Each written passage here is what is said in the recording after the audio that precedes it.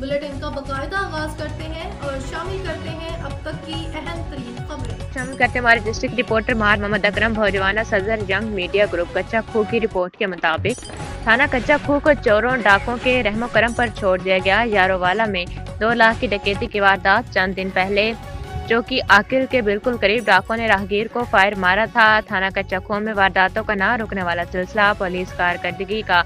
यारोवाला के करीब 18 डॉक्टर वाला में डाकू वारदात करते हैं और शेखा वाले में दाखिल हो जाते हैं और हवाई फायरिंग भी करते हैं। डाकू खुद इतने बेलगाम हुए हैं या इन्हें किया जा रहा है मामला समझ से बाहर है।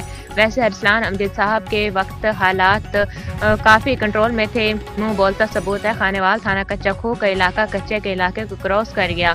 थाना कच्चा खूह के इलाके में अमन अमान की बदतरीन सूरत हाल। टीपीओ खानेवाल इस्माइल खाड़क साहब खुद एक्शन कल होने वाली डकैती के जाए वकुआ पर पहुंच गए। अहले इलाका की आवाम का डीपीओ खानेवाल, आरपीओ मुल्तान और आईजी पंजाब वज़ीर आला मोहतरमा मरियम नवाज से फिलफौर नोटिस लेने की अपील। हर खबर पर नजर, हर मजलूम की आवाज़ हम पहुंचाएंगे आला हुकाम तक। मजीद खबरें देखने के लिए देखते रहें JN आज़ाद न्यूज़।